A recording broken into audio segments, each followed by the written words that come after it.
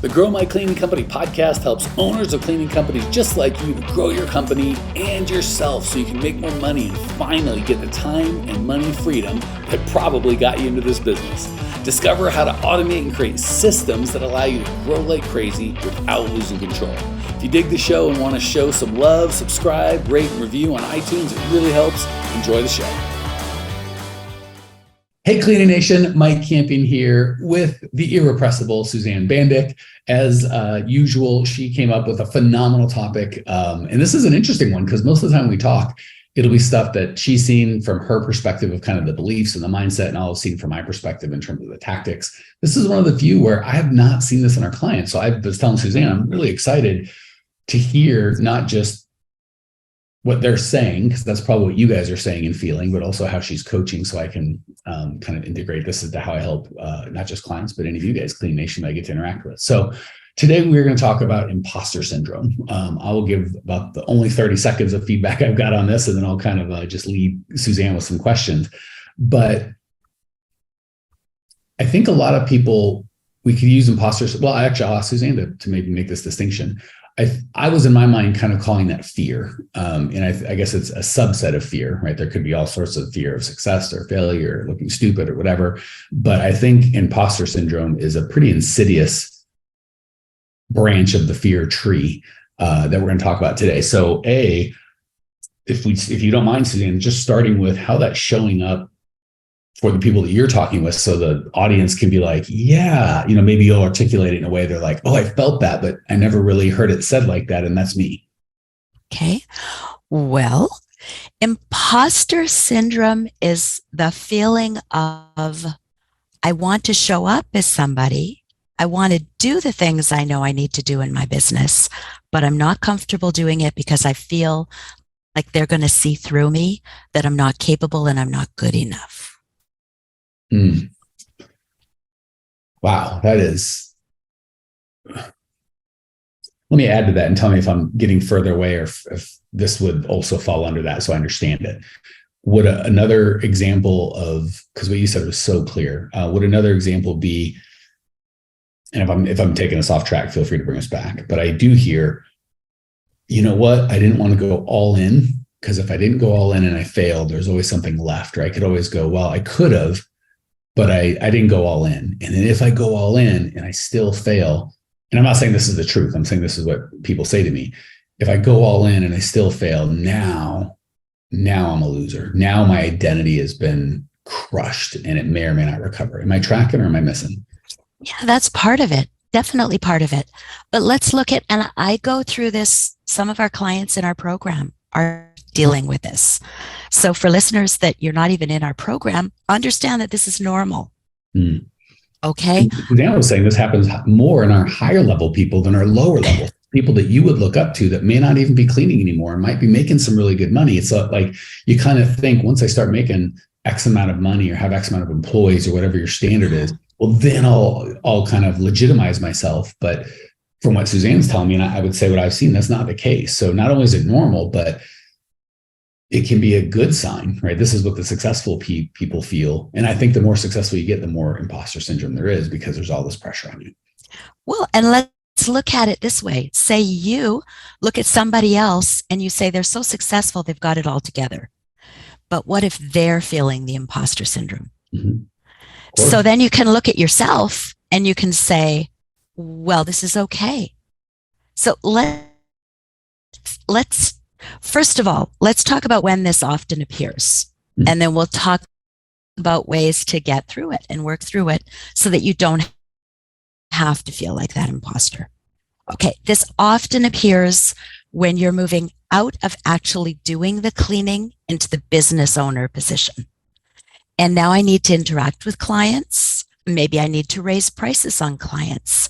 Maybe I need to go see and do bids to get new clients.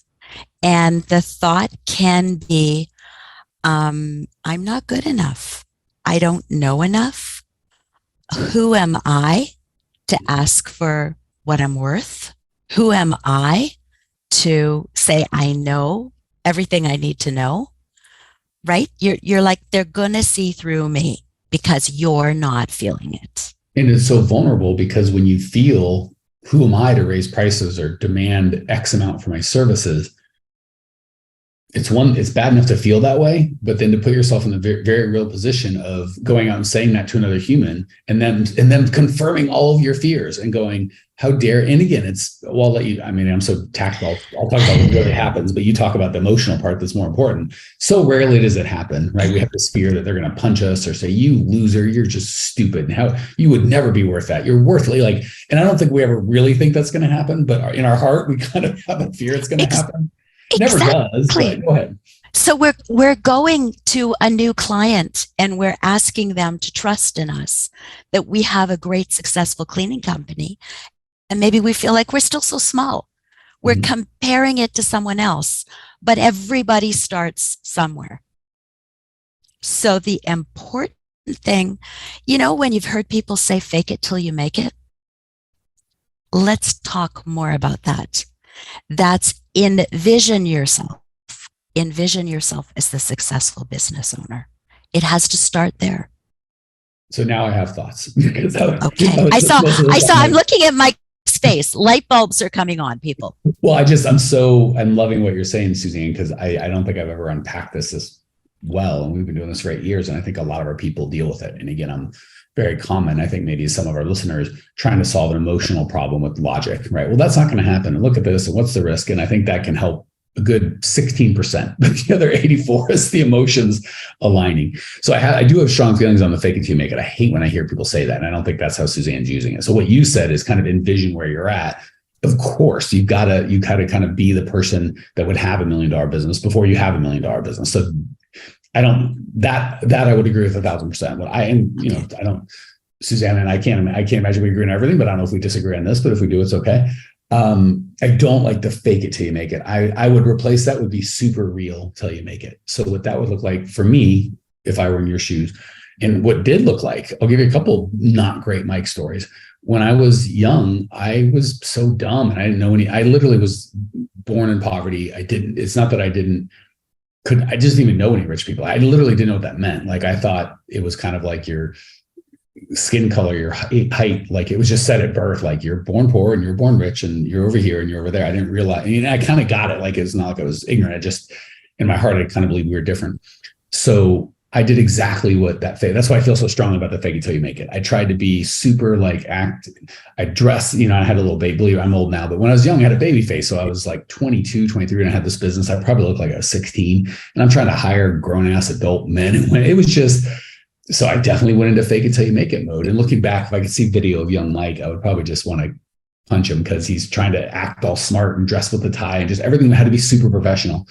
And not only is it painful for me, so it's funny. And maybe this is why I'm so interested in this topic, Suzanne. I think I had the imposter syndrome.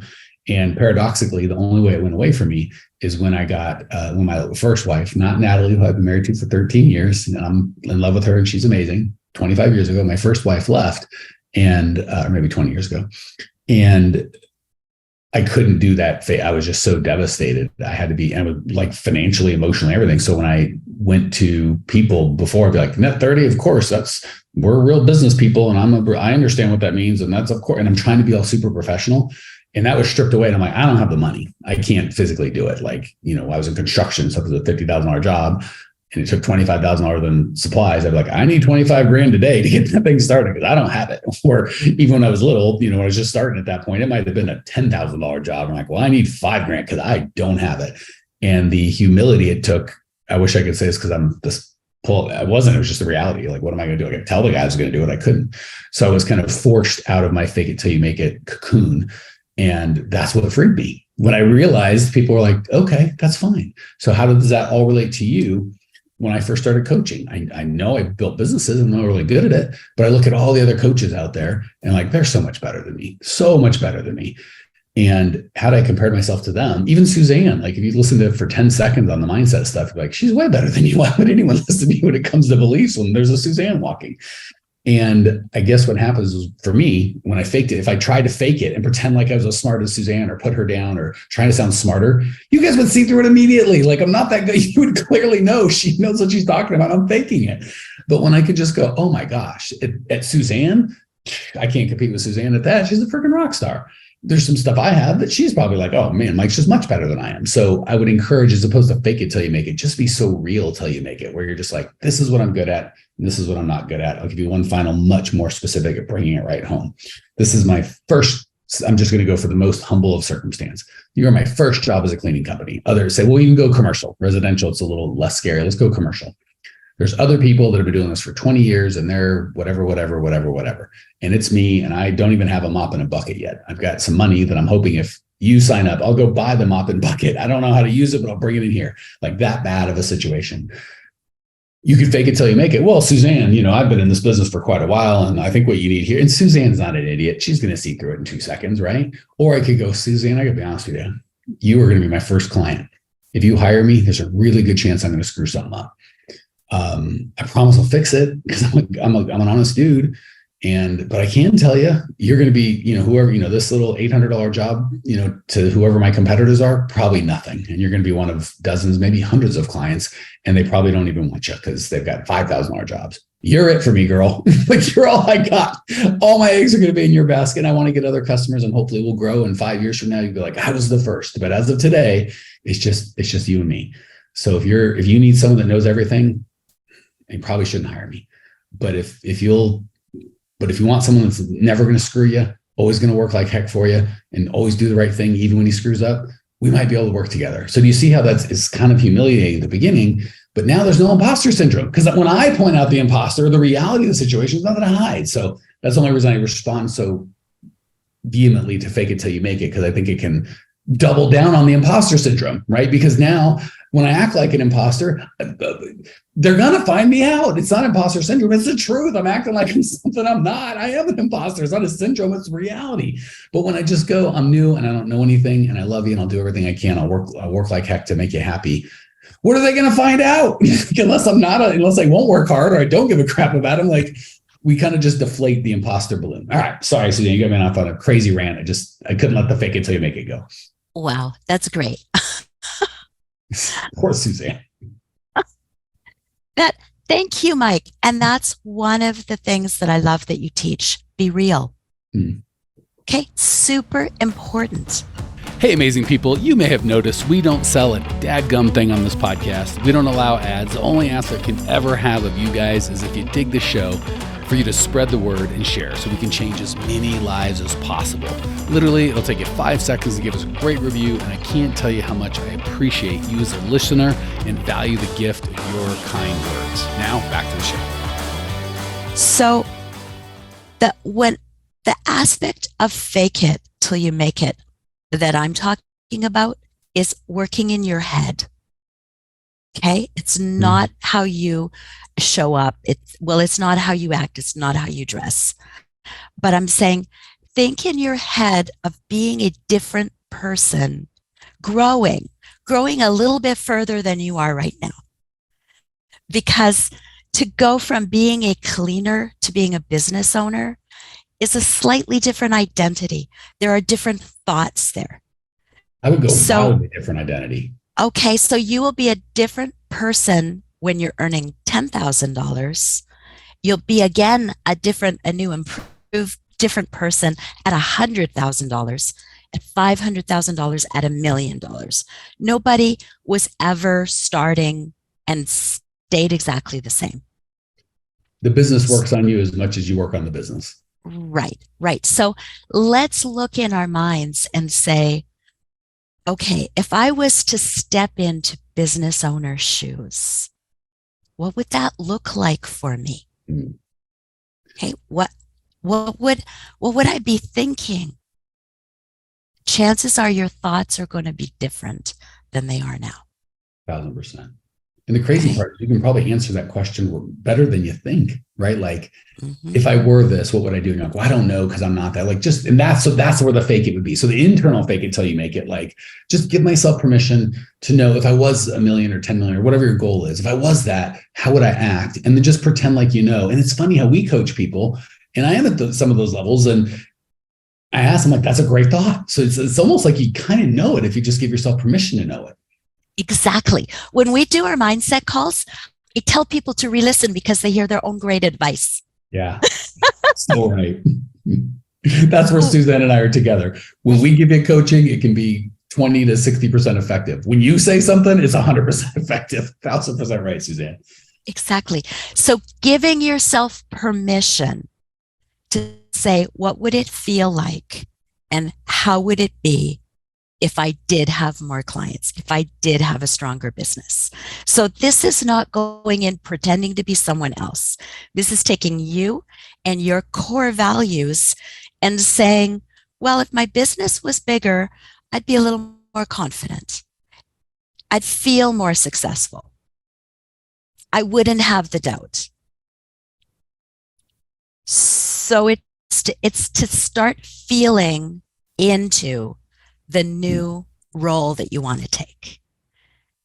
Yeah, I'd love to add on to that because I see that is so. As you're saying this, I'm like, yes, I absolutely see that from our people. So I see it from a little different perspective. Usually, before they're in our program and they're in fear, it's so frustrating. And this has been really helpful for me, Suzanne, to I think be a better coach. When I'll hear people say they want to build $1 million business or a nationwide franchise or whatever big goal they've got, right? And they're only doing, $5 or $10 a month, and that's fine, right? Every $1 million franchise started, or every one that they started there. So there's no shame in being where they're at.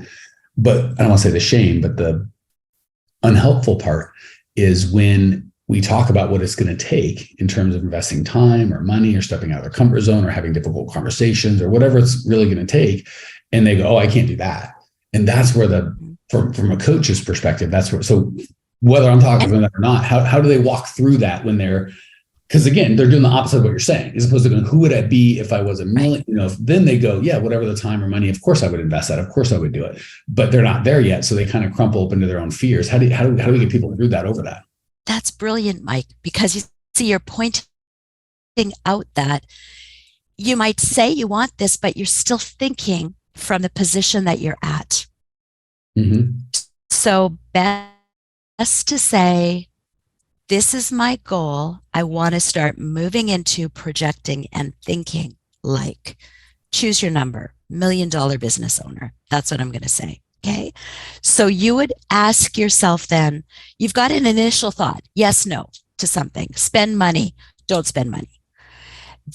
That's your initial thought. Now you have to stop and say, wait a minute. If I was $1 million business owner, or I'm on my way to being $1 million business owner, how would I really think about that? Would I make that decision? Would I leave that person in my business that's a cleaner that's wrecking my business? Would I leave them there? Would I invest in something? Maybe, right? Because you, in the position you're at right now, may make a decision one way.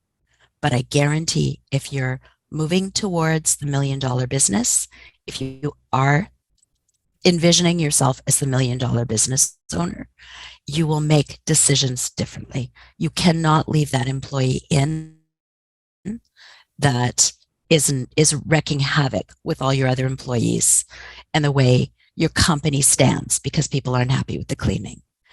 You can't leave your business wherever it is. You wouldn't make the same decisions as you would as $1 million business owner.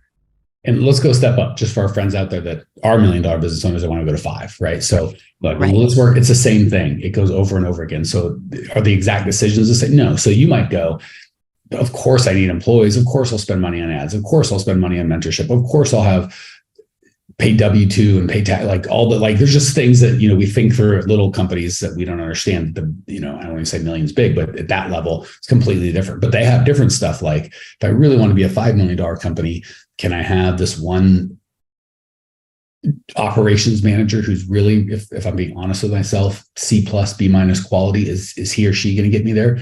Can I really tolerate these customers that don't pay on time or that maybe have been with me a while, but they're not profitable? Can I continue working 50 hours a week in the business? I'm not saying cleaning, but just running around putting out fires all day. If I'm going to double, I certainly can't work 100 hours a week. If I'm going to triple, I can't work 150. So, and then when you get to 5 million, it's the same. It goes on and on and on. So I don't want you larger companies to go, well, this isn't for me. No, it's absolutely for you. The questions change, but it's even more helpful for you because you can look back and remember who you were there. And, you know, the things like, oh, I got a bad review. Somebody no call, no show. The things that then were like devastating. Now you look at as just nothing.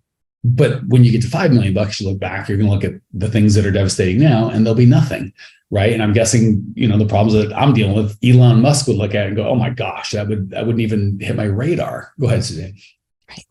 So, doubling back to the imposter syndrome. Yes. Okay, let's think about the position you want to be in, because you're thinking, "I'm not good enough to show up as this person." That's what creates that imposter syndrome mindset. What if you think about it as hats that you put on? Okay, so if you put on the hat of the person that you're moving towards becoming, then you start to think like that person. This is the key to dealing with imposter syndrome. It's realizing, of course, I don't act that way now. Acknowledge it. I'm not thinking that way. But if I was, how would I act? What do I need to know? Would I be honest? Yes, just like you said, Mike. I'm going to be honest. I'm going to be myself. But I'm going to say, this is what I'm going for. And these are the decisions that I need to make now. Love that. I have literally nothing to add. That was great, Suzanne. Thank you so much. Is there any, and by the way, for some of you guys out there, Suzanne's been a little choppy with the internet. And actually, I think there's some, I'm in a kind of nice high rise. There's a little sound problem going up there. If you hear that, my apologies. It's such a good conversation. I let it run because it was so good and I don't want to miss it. And I don't know if we can recreate it. So just, we acknowledge. That said, Suzanne, any closing thoughts so I'll give you what I heard and then kind of wrap it up and let me know if I miss anything. One, be in the dichotomy of just being okay with where you're at now and saying, I'm going to be honest externally with everybody about that. I don't have to try and pretend like I'm something I'm not, because that's going to add to the imposter syndrome, right? If you're just honest and direct, there's nothing to be imposter about, right? But it's when you try and make yourself something you're not to other people, that's a problem. And then internally, just reconcile the fact, like, I'm not where I want to be. And that's because old Mike, old Suzanne, old, insert name here, made those decisions that got me here. But future Mike, Suzanne, whomever the decision I'm making now are going to get me there. So just because I had those decisions and way of beliefs, all I have to do is change that now. And yeah, I get that there's going to be a time delay. I change my beliefs and my actions now, depending on the belief and the action, how strongly I change and how quickly. It might take weeks or months to really see that play out. But I still have to start the beliefs now. So I'm not going to lie and be like, I'm a billionaire and everything's great and whatever. Although we can have some visualization, that's a different conversation. But I'm going to hold both truths of the way I acted before got me here now. But I don't have to act that way. I'm going to act this way, and I know it's going to get me there. So if I can just put myself in their spot, think through what would this guy have to do for that guy to live the life that he wants? A, did that make any sense? And B, anything to add to give value to the listeners?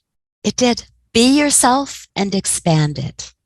That's a great point. Okay. Yeah, you're not a different person. You're expanded. Same person expanded. Go ahead. Exactly. Same person expanded. And remember, it's not about working harder. It's about thinking differently. Yes. Well, it can be whatever you want, but there is a limit to working harder. Like, we all have to sleep and there's only so many hours and that's it. So the very finite and the working harder, but the thinking differently, unlimited. There's no capture on that. Well said, Suzanne. All right, Cleaning Nation, if this has been helpful and you would like more, go to growingcleaningcompany.com, follow us on the socials. We have tons and tons and tons of free content to help you grow both your beliefs, what to do, how to do it, growingcleaningcompany.com, all the tools, check it out there. Well, here we are at the end of the podcast and you made it. Great job.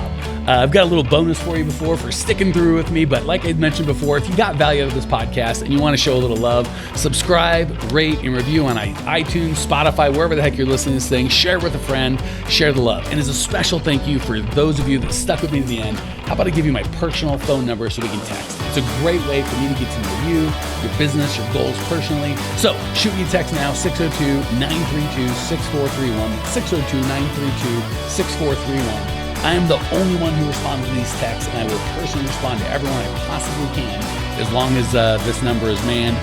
Don't know how long we're going to keep this at the end of the podcast, so grab it now, 602-932-6431. Give me a text, say hey, can't wait to meet you.